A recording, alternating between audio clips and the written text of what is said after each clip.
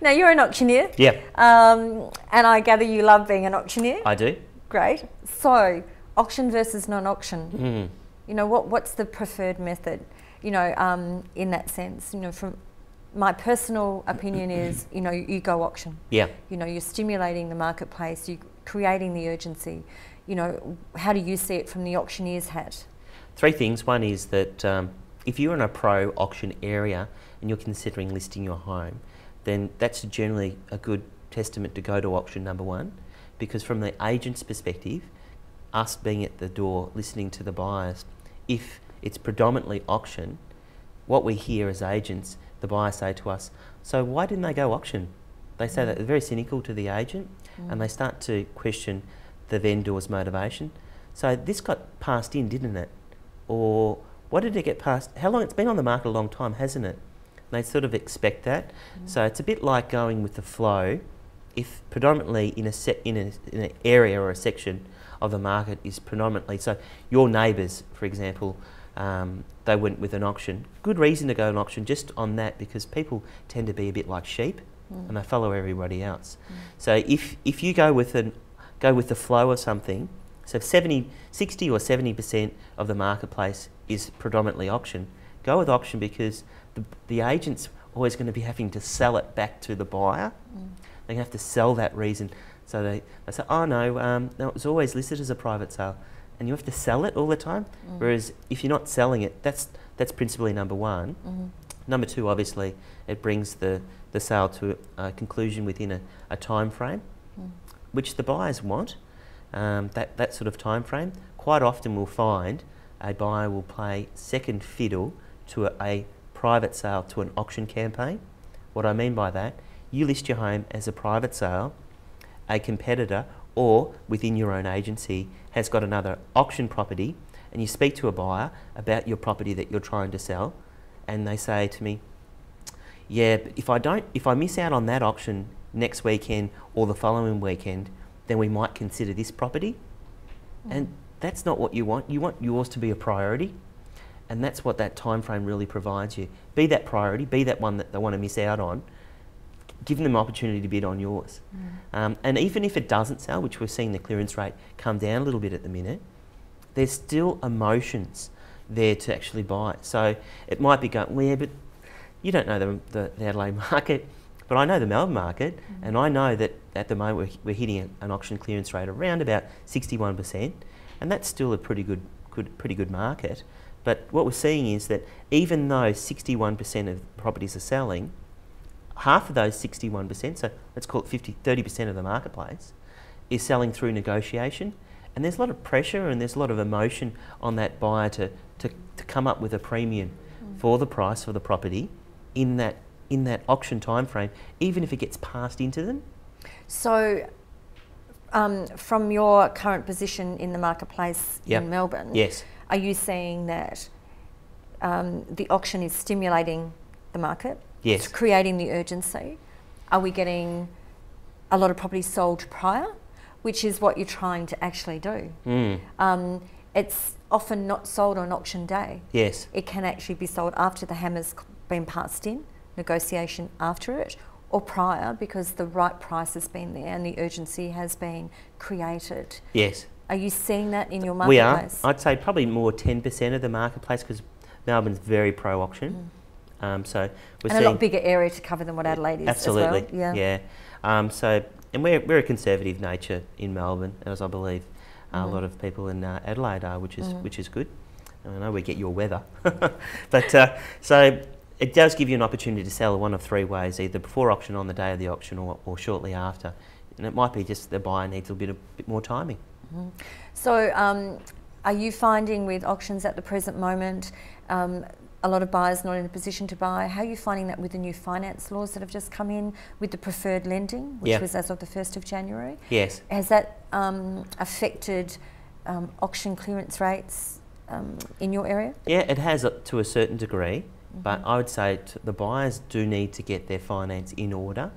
And if you ask as an agent the right questions, when you ask the buyer, is the home of any interest to you? They say yes, so you're in a position to buy, not this Saturday, the following, because that's when the auction is. We do need to work out our finances. we can put you in the hands of a very good financier, and you refer them on to, so you're guiding them rather than, oh look, we haven't got our finance in order. Yeah. Or just asking the question, so you have pre-approval yet for your property? And a lot of them have, and they say, yeah, but we want to get a bank valuation. Well, pre-approval is it. That's it. That's bid confidently, because that's it. Okay, so you're finding that pre-approval is standing up? Yeah. Okay. We are. That's a great thing, because you know we've heard that sometimes it's not. So people have gone out to get pre-approval, gotten it, but it actually doesn't stack up once they go back then to really, you know, get the rest of the work done. Well, it's the same question comes up whether or not you're a bush lawyer and you're answering all these questions that a solicitor or a conveyancer has provided in a vendor statement or a contract of sale, and that's how we transact in Victoria. The same thing I'll put to you is in the finance segment of real estate, and that is we're real estate practitioners. We're not financiers, we're not lawyers. We're there to successfully negotiate, market and successfully negotiate the sale out.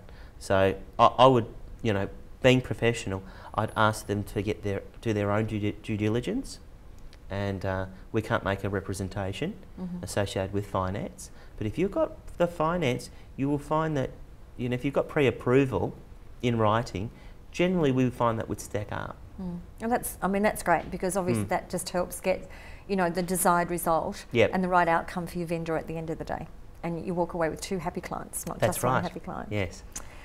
Technology in real estate has just really come ahead in the last few years. I mean, here we are doing a TV segment, you know, for real estate. We've got, you know, your iPhone, your iPad, applications, you know, all sorts of things now that just weren't heard of, especially when, you know, I got back in real estate and I've been here 11 years, you've been there 9 years. Just wasn't happening, you know. To have a database was a big deal. Yes. You know, we all used cards and things like that. But technology has just taken over real estate. How do you see that fitting right now? And what's next? I mean, that's the question. What's next? I mean, with internet and, like you said, all the video tours. I think it's all about, when you sell something, you break it down. What selling is significantly influencing others. And if you can keep things simple, buyers will buy from you. Doesn't matter what, as a consumer, you're buying. If you can just keep things simple. Video tours go on the internet, and it's just simple. So the 2 main areas where buyers buy from these days is online on the internet, or it's in the local paper. It's the local paper because it's easy. It comes delivered into the mailbox, you get it out of the mailbox, put the kettle on, you open it up, you don't have to download anything, it's all visual, it's there. The internet, you can download a suburb, find out exactly what you're looking for in an hour's time, and it's there. And the induction of video tours just makes it that easier again. And I quite often will have buyers that come up to me and they say, oh, I saw you on the video tour, and that was terrific, that really helped us.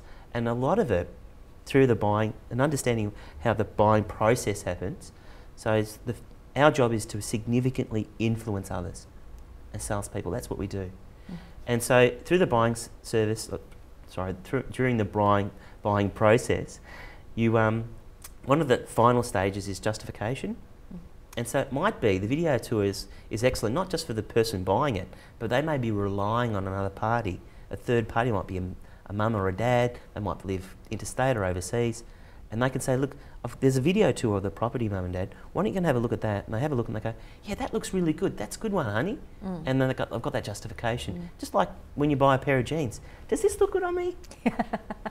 Of course it does. It always does. There you go. Of course it does. Yeah.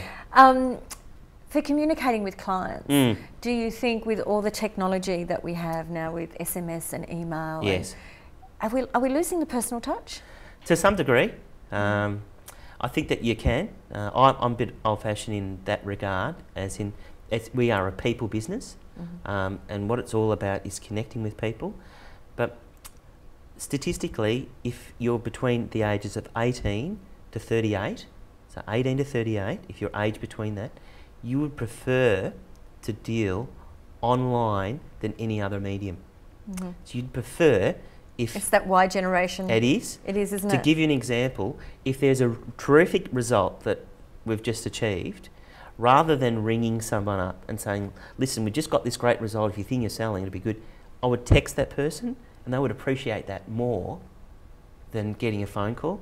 Now, for certain people, that's right, but in terms of listing properties, and this is not a listing video, but ultimately emails and sending text messages and anything to do with technology really is to get to face to someone, and that's how you list properties, face to face. I don't list too many properties via email or any other form, or Facebook or anything. That's a way of connecting with people.